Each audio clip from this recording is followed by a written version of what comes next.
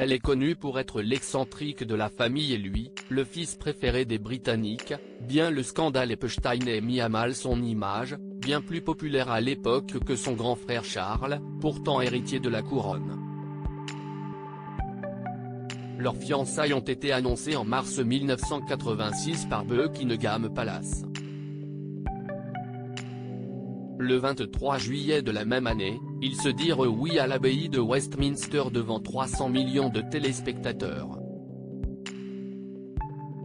La traîne de Sarah Ferguson est à peine moins impressionnante que celle de Lady Di 5 ans plus tôt, 5,8 mètres contre environ 8 mètres pour la princesse de Galles.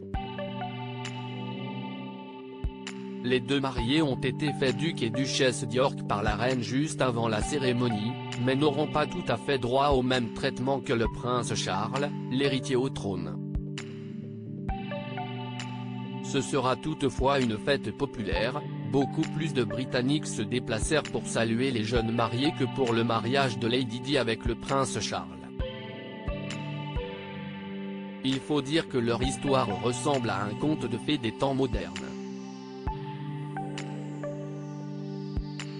Même si l'on retrouve des origines aristocratiques du côté de la famille de son père, Sarah Ferguson était simplement la fille de l'entraîneur de polo du prince Philippe, puis du prince Charles. Son destin sera de finir princesse, devant une Angleterre conquise.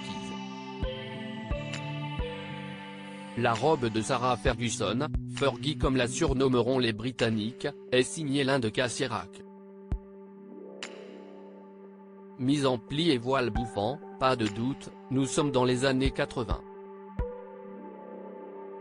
Le prince Andrew, tout comme son témoin, revêtirent, un uniforme de la Royal Navy.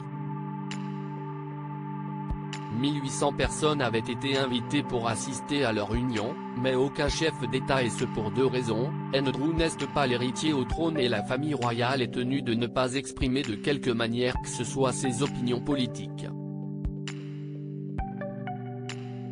Si est ainsi qu'en mariage du prince Harry, pourtant très proche des Obama, aucun membre de la famille de l'ex-chef d'État n'avait été convié.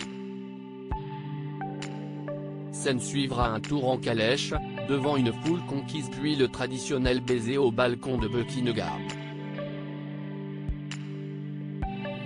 We want a kiss, scandaient alors les badauds, dans une scène qui rappelle celle du baiser de Kate et William 20 ans plus tard. Les jeunes mariés s'envolèrent ensuite vers les Açores pour leur lune de miel.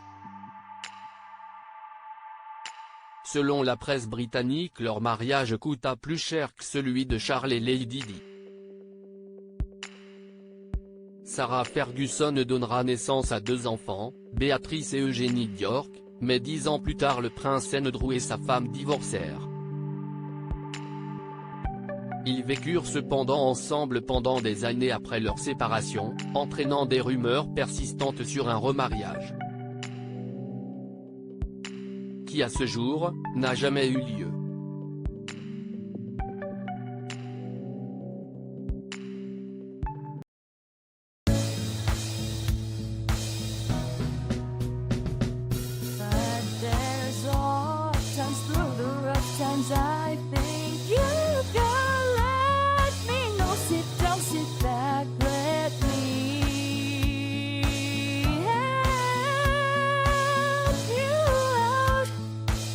Step